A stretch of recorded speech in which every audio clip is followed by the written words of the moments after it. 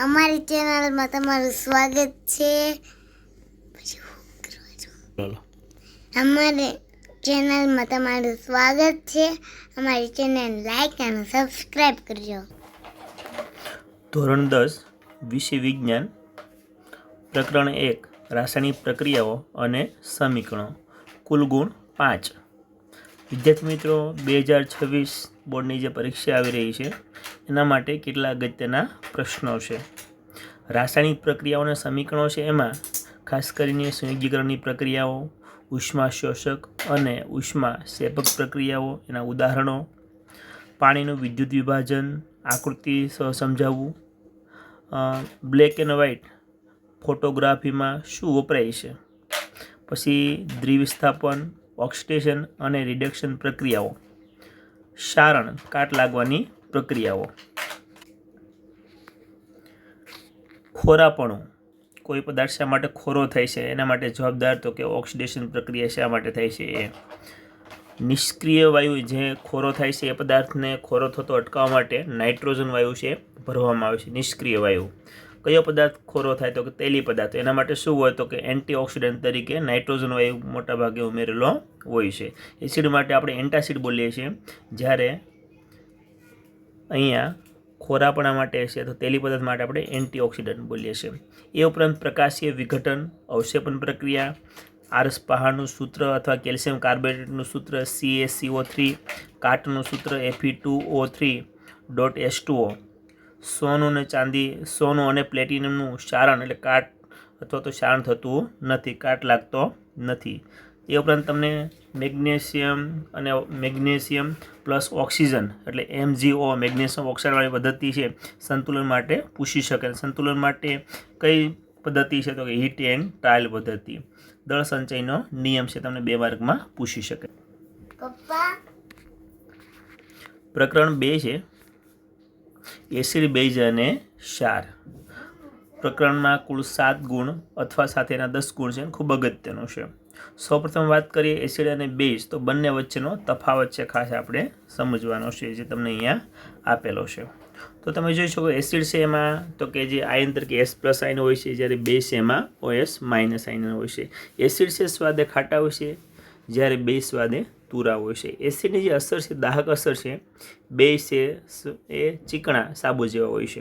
પીએચની વાત કરીએ તો એસિડની pH છે 0 થી 7ની વચ્ચે હોય છે, જ્યારે બેઝની pH છે 7 થી 14ની વચ્ચે હોય છે. એની કસોટી માટે લિટમસ કસોટી આપણે કરીએ, બરાબર. તો એસિડની વાત કરીએ તો ભૂરા લિટમસ પત્રને લાલ બનાવે છે, જ્યારે બેઝ છે લાલ લિટમસ પત્રને ભૂરું બનાવે છે. આપણે એને યાદ રાખવા માટે 1 ભૂલ 2 લાભ, એટલે એસિડ છે ભૂરા લિટમસ પત્રને લાલ બનાવે છે, 2 લાભ એટલે બેઝ છે લાલ લિટમસ પત્રને ભૂરું બનાવે છે. એસિડ અને ફિનોપ્થેલિન વચ્ચે પ્રક્રિયા થવાથી શું થાય, તો કે જે ફિનોપ્થેલિન છે એ કૃત્રિમ સૂચક જે છે એ તો કે એસિડ પ્લસ ફિનોપ્થેલિન લઈએ તો એ રંગહીન થાય, પરંતુ એસિડ અને બેઝ અને ફિનોપ્થેલિન લઈએ તો બેઝ અને ફિનોપ્થેલિન વચ્ચે પ્રક્રિયા થઈને ગુલાબી રંગ છે એ પ્રાપ્ત થાય છે. એસિડ અને ફિનોપ્થેલિન છે તો કે એની વચ્ચે કોઈ રંગવિહીન પ્રક્રિયા મળે, જ્યારે બેઝ અને ફિનોપ્થેલિન વચ્ચે છે ગુલાબી રંગ મળે છે. એ ઉપરાંત બીજું સૂચક લઈએ મિથાઇલ ઓરેન્જ, તો એસિડ અને મિથાઇલ ઓરેન્જ છે એની વચ્ચે પ્રક્રિયા થવાથી લાલ રંગ મળે છે, જ્યારે બેઝ વત્તા મિથાઇલ ઓરેન્જ લઈએ તો પીળો રંગ પ્રાપ્ત. અહીંયા વિદ્યાર્થી મિત્રો આપણે એક એસિડ લઈએ, તો અહીંયા સૌપ્રથમ છે આપણે સલ્ફ્યુરિક એસિડ લઈએ, અને સલ્ફ્યુરિક એસિડ છે એમાં એક આપણે તો એ ઇન્ડિકેટર એટલે કે સૂચક ઉમેરીએ. સૂચક તરીકે આપણે અહીંયા ફિનોપ્થેલિનની વાત કરતા હતા, તો બંને વચ્ચે પ્રક્રિયા થવાથી શું થાય, આપણે સલ્ફ્યુરિક એસિડ ઉમેરીએ અને સલ્ફ્યુરિક એસિડ સૂચક તરીકે અહીંયા આપણે ફિનોપ્થેલિન ઉમેરીએ છીએ અને જોઈએ છે કેવું રંગ પરિવર્તન થાય છે. તો અહીંયા આપણે જોઈશું કે એસિડ અને ફિનોપ્થેલિન તો દ્રાવણ છે એ રંગવિહીન બને છે. હવે આપણે સામાન્ય બેઝ લઈએ અને બેઝ વચ્ચે પ્રક્રિયા જોઈએ કે સોડિયમ હાઇડ્રોક્સાઇડ લઈએ. સોડિયમ હાઇડ્રોક્સાઇડનું સોલ્યુશન છે એમાં આપણે ફિનોપ્થેલિન ઉમેરીએ અને જોઈએ કે રંગ પરિવર્તન શું થાય છે. ફિનોપ્થેલિન મિત્રો જો અહીંયા તમે રંગ પરિવર્તન છે દેખાય છે, ગુલાબી રંગ પ્રાપ્ત થયેલું બેઝ અને ફિનોપ્થેલિન. આ જ પ્રમાણે વિદ્યાર્થી મિત્રો આપણે બીજી પણ કસોટી છે એ કરી શકીએ છીએ કે એસિડ અને મિથાઇલ ઓરેન્જ વચ્ચે જેથી લાલ રંગ પ્રાપ્ત થાય, બેઝ અને મિથાઇલ ઓરેન્જ વચ્ચે પીળો રંગ પ્રાપ્ત થાય છે. એ ઉપરાંત જોઈએ ઘ્રાણેન્દ્રિય સૂચક, જેમાં ઉદાહરણ છે એના વેનીલા, ડુંગળી, લવિંગનું તેલ, જેમાં તો કે માધ્યમ બદલાતા એની જે સુગંધ છે એ બદલાય છે. સૂચકોની વાત કરીએ તો સૂચકના બે પ્રકાર છે, કુદરતી સૂચક અને કૃત્રિમ સૂચક. જેમાં કુદરતી સૂચકમાં હળદર, લિટમસ પત્ર, લાલ કોબીજના પાન વગેરે, જ્યારે કૃત્રિમ માનવસર્જિત છે ફિનોપ્થેલિન, મિથાઇલ ઓરેન્જ વગેરે. તો આ પાઠમાં અગત્યના પ્રશ્ન જોઈએ તો કે એસિડ અને ધાતુ વચ્ચે પ્રક્રિયા થવાથી હાઇડ્રોજન વાયુ ઉત્પન્ન થાય, તો હાઇડ્રોજનની બનાવટવાળો પ્રશ્ન છે તમને પૂછી શકે છે. શા માટે ગ્લુકોઝ અને આલ્કોહોલના દ્રાવણો વિદ્યુતનું વહન કરતા નથી? પછીનો પ્રશ્ન. એ ઉપરાંત શા માટે એસિડનું જલિત દ્રાવણ વિદ્યુતનું વહન કરે છે? જલિત દ્રાવણમાં વિદ્યુત પ્રવાહ પસાર થાય છે.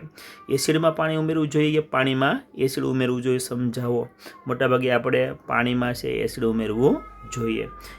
પીએસ માપ કરવા મોસ્ટ એમ્પી પ્રશ્ન છે. ગયા વખતે પણ તમને ફિલ્ટર પત્ર તમને રંગના આધારે છે એ અલગ અલગ પીએસના આધારે પૂછાતા. તો આ ખૂબ અગત્યનો મુદ્દો છે. રોજિંદા જીવનમાં પીએસનું મહત્વ. આપણું શરીર છે 7 થી 7.8 પીએસની વચ્ચે કાર્ય કરે છે. એ પણ એસિડ વર્ષા છે એની પીએસ કેટલી હોય? તો એની પીએસ છે 5.6. બગીચાની અથવા માટીની પીએસ તો કે 6.5 થી 7.3. જમીનની પીએસ સારી હોય, બરાબર, તો સારો એવો પાક છે આપણે લઈ શકીએ છીએ. ખાસ કરીને એસિડ વર્ષાની વાત કરતી, એસિડ વર્ષા છે એ વાતાવરણમાં રહેલા સલ્ફર ડાયોક્સાઇડ અને નાઇટ્રોજન ઓક્સાઇડ એના કારણે છે એ સલ્ફ્યુરિક એસિડ અને નાઇટ્રિક એસિડ બને છે, જેને આપણે એસિડ વર્ષા કહીએ છીએ. જમીન જો એસિડિક હોય તો એમાં કેલ્શિયમ ઓક્સાઇડ એટલે કે લાઇમ ઉમેરવું જોઈએ.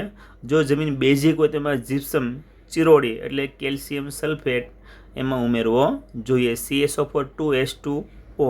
ઘણીવાર દાંતનું જે સડવાની પ્રક્રિયા થાય છે એના માટે તો પીએસ 5.5થી ઘટી જાય, દાંત છે એ સડવાની પ્રક્રિયા શરૂ થાય છે.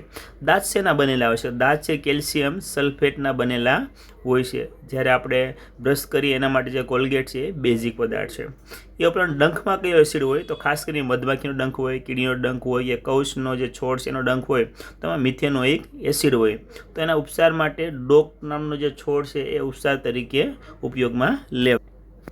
તો આ પાઠમાં આપણે રાસાયણિક જે પ્રક્રિયાઓ છે એમાં જેની બનાવટ છે એમાં ખાસ કરીને સોડિયમ હાઇડ્રોક્સાઇડની બનાવટ છે એ જોશું. એ ઉપરાંત વિરંજન પાવડરની બનાવટ, એના ઉપયોગો, પ્લાસ્ટર ઓફ પેરિસની બનાવટ, એના ઉપયોગો, ખાવાનો સોડા અને ધોવાનો સોડા એના ઉપયોગો, એ ઉપરાંત CaOCl2નું રાસાયણિક નામ શું છે એ પણ આપણે લખશું. આ હતા પ્રકરણ 1 અને પ્રકરણ 2ના અગત્યના પ્રશ્નો. જો વિડીયો ગમે તો લાઈક કરો અને શેર કરો. બોલો. લાઈક કરો અને શેર કરો.